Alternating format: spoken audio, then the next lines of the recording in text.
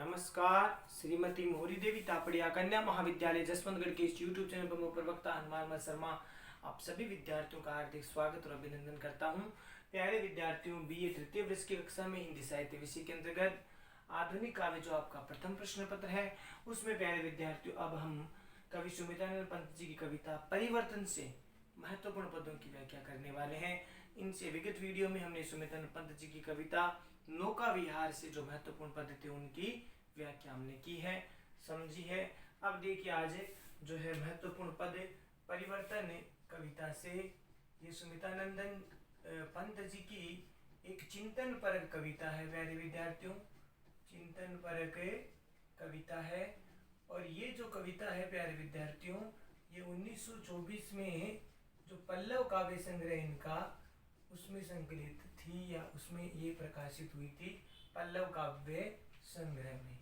तो ये सृष्टि के जो अब तक का जो परिवर्तन या बदलाव जिसको तब्दीली कह सकते हैं वो हुआ उनसे उनके संबंध में जो वर्तमान काल के समय की स्थिति थी सुमित्रानंद पंत जी के समय की, तो उस समय का जो दौर था वो बड़ा संघर्ष से युक्त था। तो सुमित्रानंद पंत जी जो एकदम सुकोमल कवि माने जाते हैं, प्रकृति के सुकुमार कवि माने जाते हैं, और ऐसे समय में जब संघर्ष का दौर था तो उस कोमल कवि के हृदय में भी वर्तमान समय का, उस समय का जो तत्कालीन जो समय था उस समय का परिवर्तन या बदलाव था, उसको देख करके वे भी जो है उनका मन भी हलचल से भर गया था। और उस समय उन्होंने अपने चिंतन में जो है इस परिवर्तन नाम से बदलाव जिसको हम कह सकते हैं, तो परिवर्तन नाम से कविता का जो रचना है वो की। और ये सुमित्रानंद पंत जी ने इस कविता में अतीत से लेकर के वर्तमान तक का जो समय जो बदलाव हुआ है, काल चक्र जो गतिशील है और हमेशा बदलाव होता आया है और होता रहेगा, इस संदर्भ में वे अपने चिंतन को व्यक्त करते हैं। जन्म मृत्यु का हम ले सकते हैं या फिर विध्वंस निर्माण का, सृष्टि के रचना या सृजन का, विध्वंस का जो कालखंड होता है, गतिशीलता होती है, उसका चित्रण इसमें किया है। तो अतीत का जो समय भारत किस प्रकार से वैभवशाली था, किस प्रकार से सोने की चिड़िया कहा जाने वाला देश था, और एक समय ऐसा था जब भारत एकदम वैभव संपदा से भरा पूरा था और कुछ स्थितियां ऐसी आई कि बीच में वह दरिद्रता का शिकार भी हुआ। तो इस प्रकार से भारत का अतीत और वर्तमान की जो स्थिति में बदलाव जो हुआ उसको इस कविता में उजागर किया गया है। तो सुमित्रानंद पंत जी की कविता का यह महत्वपूर्ण पद, पहला ही पद है, बहुत ही महत्वपूर्ण है।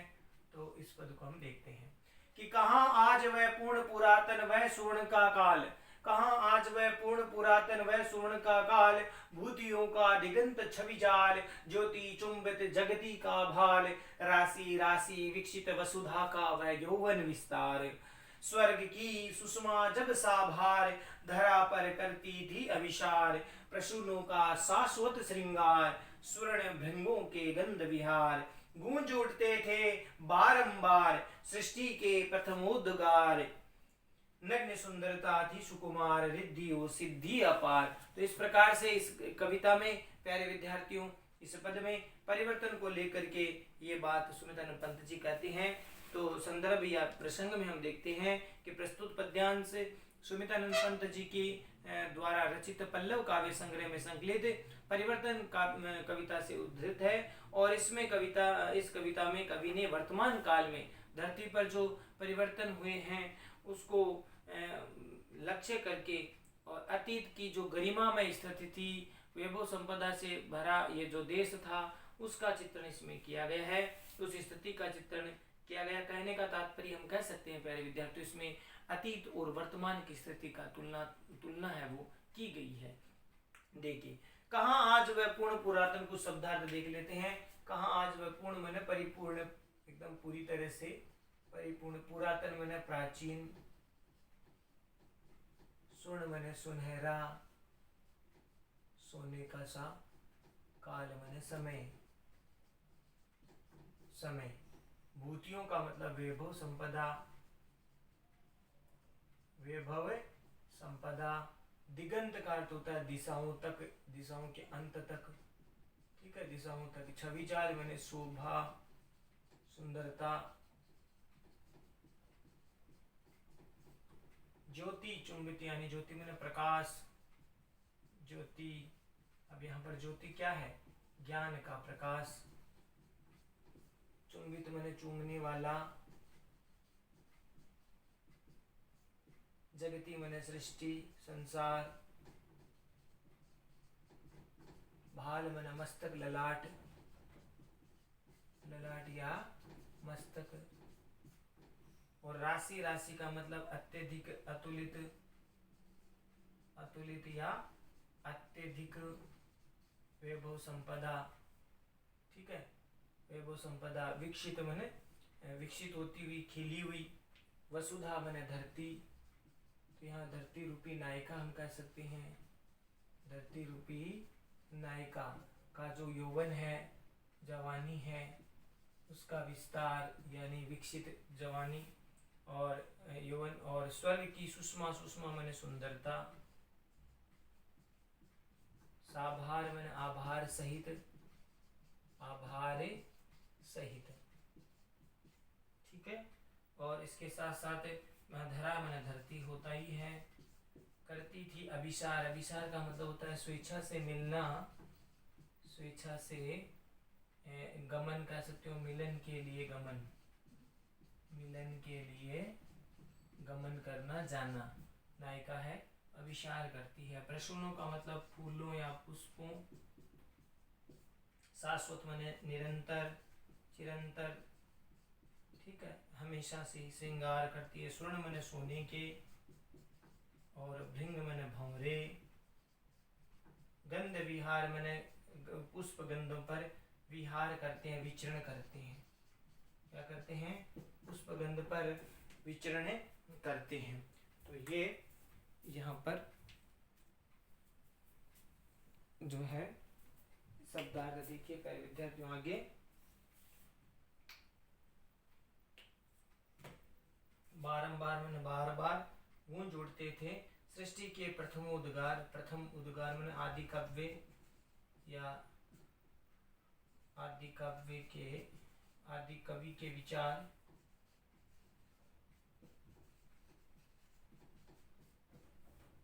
नग्न सुंदरता थी, नग्न का अर्थ यहाँ पर अनावर्त है। अनावर्त सौंदर्य प्रकृति का।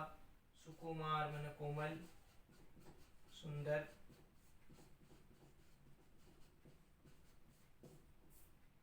रिद्धि और सिद्धि, रिद्धियां और सिद्धियां। अपार मन अतुलित, जिसका कोई पार नहीं हो।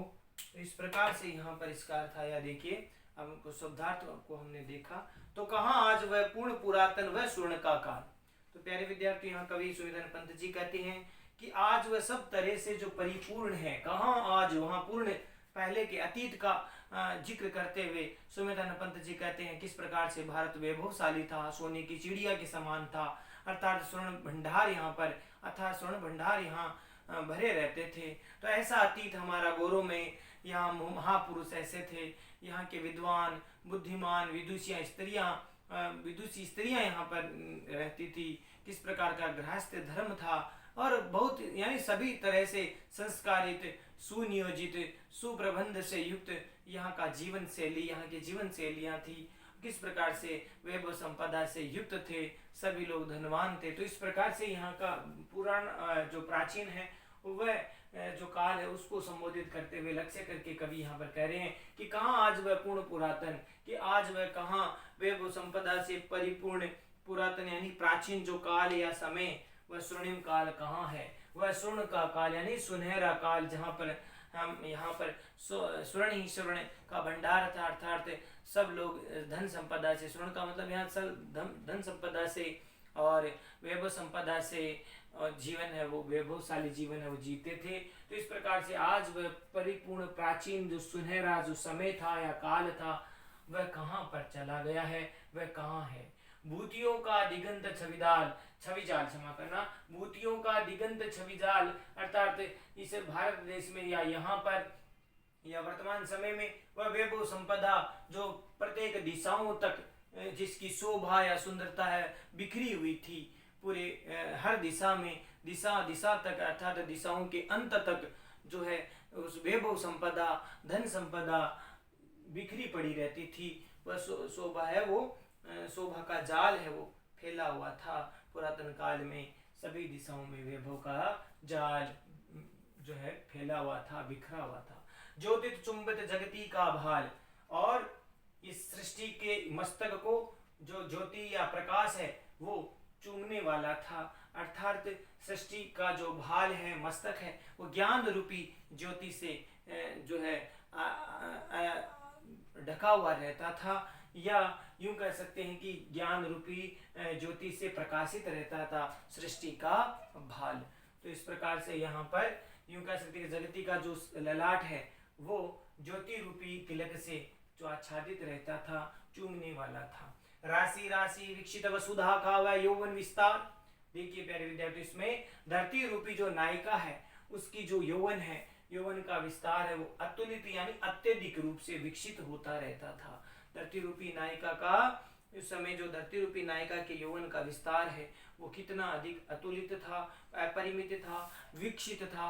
तो इस प्रकार से यहाँ धरती रूपी नायिका के रूप में, यहाँ धरती को नायिका के रूप में चित्रित करके सुमेधानंद पंत जी ने यौवन का विस्तार कहा है, अर्थात किस प्रकार से यहाँ जो है जवानी युवा लोग है वो रहते थे, और किस प्रकार से यहाँ का सुंदर वातावरण था, एक तरह से सभी क्रियाशील जिसको कह सकते हैं वातावरण था। तो राशि राशि विकसित वसुधा का वह यौवन विस्तार, धरती रूपी नायिका का वह सुंदर जो यौवन था उसका विस्तार है वो अतुलित था, अपरिमित था। स्वर्ग की सुषमा जब साभार, प्यारे विद्यार्थियों, स्वर्ग की जो सुंदरता है वह भी जब साभार धरा पर करती थी अभिसार। बहुत सुंदर बात कही है कि धरती की स्वर्ग की जो सुंदरता है वो धरती पर मिलने के लिए आती थी। बहुत सुंदर यहाँ पर कवि की कल्पना है कि स्वर्ग की जो सुंदरता है वह भी आभार सहित धरा पर करती थी अभिसार, यानी धरती से मिलने के लिए आती थी। अर्थात स्वर्ग की जो शोभा वैभव है वह इस धरती पर, इस भारत देश की धरती पर जो है मिलने के लिए आती थी, या वह शोभा बिखरी पड़ी रहती थी। स्वर्ग की शोभा जैसी भारत देश की शोभा थी, इस धरती की शोभा थी। ये बात यहाँ पर कहना चाहते हैं। जब तब उस समय की पुरातन काल की बात कह रहे हैं सुमेधानंद पंत जी कि तब स्वर्ग की जो सारी सुषमा या सुंदरता है वो आभार सहित धरती पर स्वयं उतर आती थी, धरती से मिलने आती थी। देखिए, प्रसूनों का शाश्वत श्रृंगार, स्वर्ण भृंगों के गंध विहार गूंज उठते थे बारंबार। बहुत सुंदर बात कही है कि फूल पुष्प है, उस समय धरती पर पुष्पों का शाश्वत श्रृंगार होता था, जो है तरह तरह के सुंदर सुंदर जो पुष्प है वो यहाँ पर धरती की शोभा को बढ़ाते थे, और वह धरती की शोभा को बढ़ाते थे, साथ ही साथ धरती का क्या करते थे, वो इस धरती रूपी नायिका का वो श्रृंगार करते थे। तो बहुत सुंदर वातावरण यहाँ का था। तो इस प्रकार से प्यारे विद्यार्थियों, उस समय धरती पर पुष्पों का शाश्वत श्रृंगार होता था, और स्वर्ण भृंगों का गंध विहार, अर्थात सुनहरे जो भंवरे थे वो गुंजन करते रहते थे।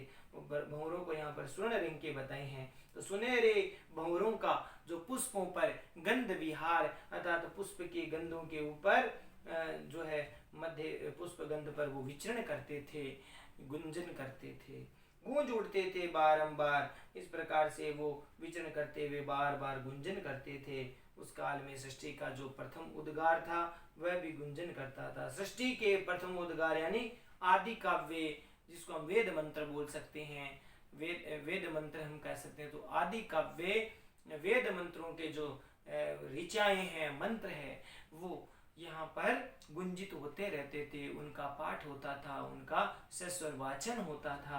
तो इस प्रकार से गूंज उठते थे बारंबार सृष्टि के प्रथम उद्गार। उस काल में सृष्टि के प्रथम उद्गार के रूप में, अर्थात यूं कह सकते हैं कि जो आदि काव्य के रूप में जो वेद मंत्र ऋचाएं इत्यादि है उनके स्वर यहाँ समवेत रूप से गूंजते थे, गुंजन होता था, उनका गायन किया जाता था। नग्न सुंदरता थी सुकुमार, रिद्धि और सिद्धि अपार। प्यारे विद्यार्थियों, इस पद में, इस पंक्ति में देखिए, नग्न सुंदरता यानी अनावृत रूप से, बाहरी रूप से सुंदरता थी, अर्थात अनावृत जो सुंदरता थी पेड़ पौधों की, हरियाली की, प्रकृति की सुकुमारता की, जो प्राकृतिक रूप से हरियाली, नदी पहाड़ों का जो सौंदर्य था, पर्वतों का या पशु पक्षियों का जो सौंदर्य था, या यूं कहें कि हरियाली की जो सुंदरता थी, वह यहाँ पर खुले रूप से बिखरी पड़ी रहती थी। तो यहाँ पर उसको नग्न सुंदरता कहा है। तो अनावृत सुंदरता यहाँ बिखरी पड़ी रहती थी। सारी धरती हरी भरी श्यामल रंग की या भंडार से युक्त थी, हरी भरी थी। तो इस प्रकार से बड़ी सुकोमल सुंदरता यहाँ बिखरी पड़ी थी। रिद्धि और सिद्धि अपार, और यहाँ पर रिद्धि और सिद्धि अपार रूप से व्याप्त थी। तरह तरह की रिद्धियां, वृद्धि कह सकते हैं, और अत्यधिक असीमित अपार जो सिद्धियां हैं, वहाँ जो सिद्धियों के रूप में हम चर्चा करते हैं अणिमा, गरिमा, लघिमा, जो वशिष्ठत्व है, प्राकम्य, वशिष्ठ है, इस प्रकार की जो ईसत्व, ये 8 प्रकार की जो सिद्धियां होती है। तो सिद्धियां और रिद्धियां, वैभव संपदा यहाँ पर बिखरी पड़ी थी। अपार यानी जिसका कोई पार नहीं, तो अपरिमित रूप से इस देश में जो रिद्धि और सिद्धियों का भंडार यहाँ पर व्याप्त था, और व्यापक रूप से यहाँ बिखरा उसका था। तो इस प्रकार से पुरातन काल में सब तरह से हम सुख समृद्धि से युक्त थे, संपन्नता से युक्त थे। ये बात यहाँ पर कवि यहाँ पर सुमित्रानंद पंत जी कहना चाहते हैं। विशेष वाले पॉइंट में आपको लिखना है, सृष्टि के आदि काल से ही इस धरती में प्यारे विद्यार्थियों जो सुख समृद्धि, शांति, प्राकृतिक जो सुषमा थी, शांति थी, सुख समृद्धि थी, वैभव संपदा थी, वो उसका वर्णन कवि ने समय की गतिशीलता के आधार पर कहा है कि वो पहले की जो वैभव संपदा आज क्यों नहीं है। यहाँ पर तुलना की जा रही है सुमित्रानंद पंत जी द्वारा कि वो जो सुख संपदा जो पहले के समय थी, प्राकृतिक सुषमा या चाहूं और सुख शांति व्याप्त थी, सब लोग धनवान थे, सुख समृद्धि से व्याप्त थे, सुख साधनों से परिपूर्ण थे, धन धान्य से सब भरे हुए थे। तो ऐसी गतिशीलता, समय की गतिशीलता के कारण यहाँ परिवर्तनशीलता की ओर यहाँ पर संकेत किया है। अनुप्रास, पुनरुक्ति, प्रकाश, रूपक अलंकार का प्रयोग यहाँ पर देखिए प्यारे विद्यार्थी, अनुप्रास है, साथ ही साथ रूपक अलंकार है, काव्यलिंग अलंकार है, और उपमा अलंकार है। और प्यारे विद्यार्थियों अनुप्रास हो गया, काव्यलिंग अलंकार हो गया, और पुनरुक्ति प्रकाश अलंकार, उपमा नहीं है, पुनरुक्ति प्रकाश अलंकार लिखिए आप। पुनरुक्ति शब्दों की बार बार आवृत्ति हुई है, पुनरुक्ति प्रकाश अलंकार है, ठीक है। और भाषा तत्सम शब्दावली से युक्त है, तत्सम प्रधान शब्दावली है, और खड़ी बोली यहाँ पर हिंदी का प्रयोग किया गया है, खड़ी बोली हिंदी, खड़ी बोली का प्रयोग किया गया है। और प्यारे विद्यार्थियों छायावादी शैली का सुंदर प्रयोग इसमें किया है कवि ने। तो आशा करता हूँ प्यारे विद्यार्थियों ये पद आपको ठीक से समझ में आ गया होगा। बहुत ही महत्वपूर्ण पद है। इस परिवर्तन जो कविता है एक चिंतन पर कविता है, और ये 1924 में पल्लव काव्य संग्रह में संकलित हुई थी। तो ये बहुत अच्छी कविता है और बहुत ही परीक्षा की दृष्टि से बहुत ही महत्वपूर्ण है। काफी बार इस कविता से पद वो आते हैं। तो आशा करता हूँ ये जो पद है आपको ठीक से समझ में आ गए होंगे।